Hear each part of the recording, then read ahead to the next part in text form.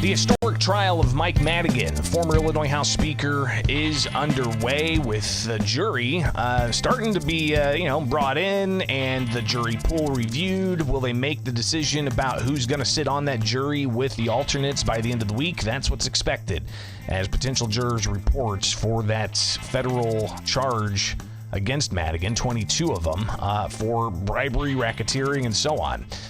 Welcome back, Illinois in Focus Daily. I'm Greg Bishop.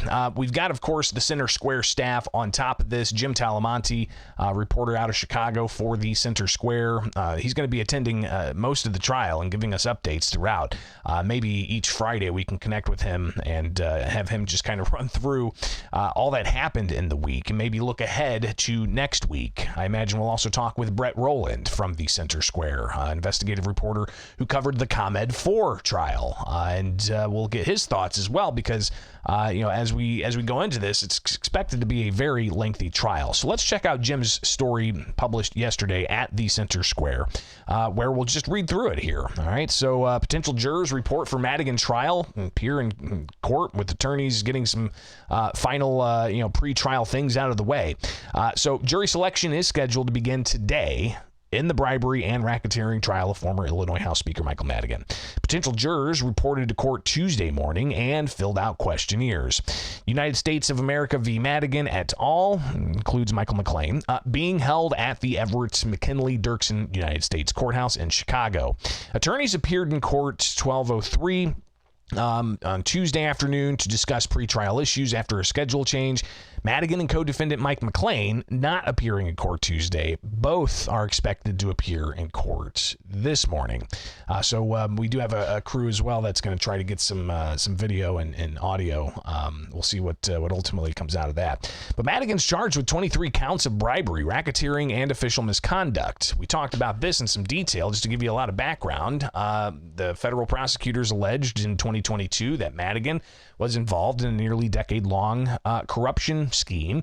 They called Madigan Enterprise, where they would say, hey, ComEd, give some jobs, do-nothing jobs, or give these contracts, do-nothing contracts to this group of people. It just so happened to be associates of Madigan and people in his political operation, kind of a patronage thing. But did that cross the line into corruption in a way to try to help usher in legislation favorable to ComEd? Is this just business as usual in politics, or is this, bribery and corruption? It'll be interesting to see how that plays out. But back to Jim's article here. Madigan charged with 23 counts of bribery, racketeering, and official misconduct. Judge John Robert Blakey gave instructions to prosecutors and defense attorneys Tuesday. The judge also answered several pretrial issues raised by attorneys over procedural matters. St. Xavier University professor David Parker, he said that jury selection should take about 4 days. Quote, jury selection, I think, were several thousand going out. Think about that. Several thousand people summoned for possible jury duty on this. I think that there were more than 1,000 jury summons. They narrowed it down to about 180 people. And goes on to explain, the judge said Tuesday that jury selection proceedings will be held from 9 to 5, Wednesday through Friday, with a 30-minute break for lunch each day. Parker said the trial itself likely won't end before mid-December. The trial is anticipated to take about 10 weeks with over 50 witnesses. All right, that's quite some time. Parker said Madigan's attorneys tried to get the charges dropped before the trial because they said his acts do not constitute as bribery. They were going back and forth and arguing what he had done early on. He was just saying, this is just business as usual. I was just doing favors for friends and ComEd and everybody else, Parker said. Earlier this year, in a case involving former Portage, Indiana Mayor James Snyder, the U.S. Supreme Court ruled that a federal anti-bribery law does not make it a crime for state and local officials to accept gratuity for previous acts. And I think that's an interesting thing here. If I give you money after you do something for me, that's not necessarily bribery. But if I give you money in anticipation that you'll do something for me, that would be considered bribery. Madigan, 82 years old, served in the Illinois House from 1971 to 2021. He was Speaker for all but 2 years from 1983 to 2021. and he also chaired the Democratic Party of Illinois from 1998 to 2021. So again, that nexus of power, I think, is really what's central here. And as we see how the jury gets ultimately placed, what kinds of questions they're asked about, maybe they're going to be asked about their awareness of Madigan and how that could play into any potential bias, so on.